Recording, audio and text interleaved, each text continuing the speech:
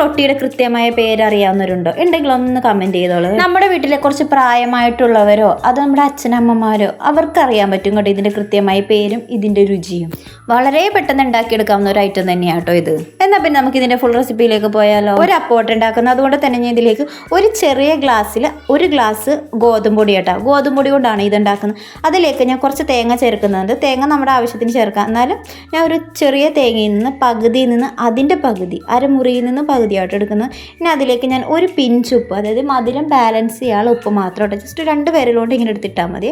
ഇതിലേക്ക് ഞാൻ ആവശ്യത്തിന് മധുരത്തിന് ആവശ്യമായ പഞ്ചസാരയും കൂടി ചേർത്ത് കൊടുത്തിട്ട് നന്നായിട്ടൊന്ന് മിക്സ് ചെയ്തെടുക്കാം. ഇത് നന്നായിട്ട് മിക്സ് ചെയ്തതിന് ശേഷം ഞാൻ വളരെ കുറേശ്ശെ വെള്ളം ഒഴിച്ച് കൊടുക്കും. ഒത്തിരിയായിട്ട് ഒരുമിച്ച് ഒഴിച്ച് കൊടുക്കേണ്ടത്. ഇതിന് ഡോ എങ്ങനെയെന്ന് വെച്ചിട്ടുണ്ടെങ്കിൽ ചപ്പാത്തിലേക്ക് ഒരു മാവിനേക്കാളും കുറച്ച് ലൂസായിട്ടിരിക്കണം. എന്നാൽ ഒത്തിരി ലൂസാവാനും പാടില്ല, ഒത്തിരി തിക്കാവാനും പാടില്ല. ആ ഒരു രീതിയിൽ നമുക്ക് ചെയ്തെടുക്കാമേ. കണ്ടോ, ഈ ഒരു രീതിയിൽ വേണം കേട്ടോ ചെയ്തെടുക്കാൻ വേണ്ടിയിട്ട്. പിന്നെ ഒരു കാര്യം, ഒരുപാട് നേരിട്ട് മിക്സ് ചെയ്ത്, കാരണം എന്താണെന്ന് വെച്ചാൽ ഇതിലെ പഞ്ചസാര ചിന്നിൻ്റെ പഞ്ചസാരകൾ, അതിലുള്ള തരികൾ അത് മെൽറ്റ് ആവാൻ പാടും. നമ്മളത് അപ്പം ഉണ്ടാക്കുമ്പോൾ ആ പഞ്ചസാര നമുക്ക് കടിക്കാൻ കിട്ടും. അതാണ് കേട്ടോ അതിൻ്റെ മെയിൻ ടേസ്റ്റ് വരുന്നത്. അതുപോലെ തന്നെ ഈ ഒരു റൊട്ടി ഞാനിങ്ങനെ കൈ കൊണ്ടാട്ടോ നമ്മളിങ്ങനെ പ്രസ് ചെയ്തായിട്ട് എടുക്കുന്നത്, അല്ലാണ്ട് പരത്തി എടുക്കുന്നതല്ല. കൈ കൊണ്ട് ഇങ്ങനെ പ്രസ് ചെയ്തെടുക്കുന്നത്. പൊടുവണ്ണി എന്ന് പറഞ്ഞില്ല, വട്ടയില, പൊടുവണ്ണിയില, അങ്ങനെയൊക്കെ എന്തൊക്കെയോ കേട്ടോ ഇതിൻ്റെ പേര്.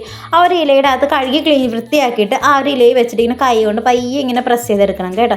നമുക്ക് വേണം വാഴയിലയിൽ ചെയ്യാം, അല്ലെങ്കിൽ വേറെ പരുത്തിയില അതിലൊന്നും പറ്റില്ല. കാരണം വെച്ചാൽ അത്യാവശ്യം വലുപ്പത്തിൽ കുറച്ച് അത്യാവശ്യം നല്ല കട്ടിക്ക് ഉണ്ടാക്കണം കേട്ടോ. ഇതിന് കട്ടി ഉണ്ടാവും, ഒരുപാട് തിന്നായി പോകരുത്, അത്യാവശ്യം കട്ടിയിൽ വേണം കേട്ടോ ഇതിങ്ങനെ ഉണ്ടാക്കിയെടുക്കാനായിട്ട്.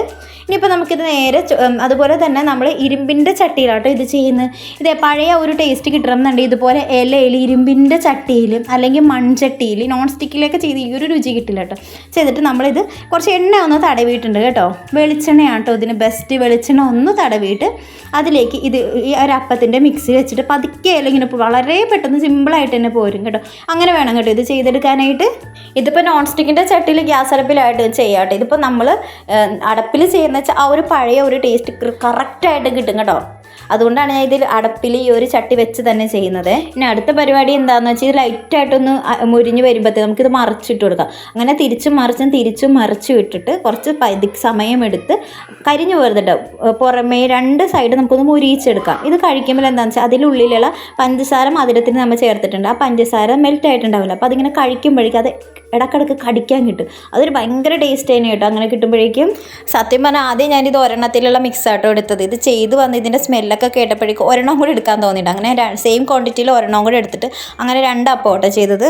ഇതിൻ്റെ പേര് കൃത്യമായ പേര് ഇപ്പോഴും എനിക്കറിയാത്തതുകൊണ്ടാട്ടോ ഞാൻ അപ്പമെന്ന് റൊട്ടി എന്നൊക്കെ മാറി പറയുന്നുണ്ട്. അതുപോലെ തന്നെ ഈ ഒരു റെസിപ്പി ചെയ്യുന്നവരുണ്ടെങ്കിൽ, ഇപ്പോഴും ചെയ്യുന്നവരുണ്ടെങ്കിൽ അല്ലെങ്കിൽ കഴിച്ചിട്ടുള്ളവരുണ്ടെങ്കിൽ ഒന്ന് കമൻറ്റ് ചെയ്യുക കേട്ടോ.